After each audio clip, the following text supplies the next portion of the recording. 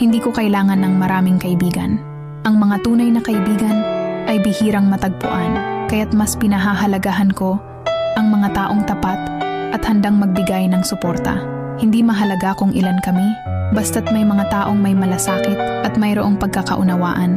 Mas magaan ang pakiramdam kapag ang mga relasyon ay puno ng respeto at tiwala. Para sa akin, sapat na ang ilang taong hindi ka iiwan sa hirap at ginhawa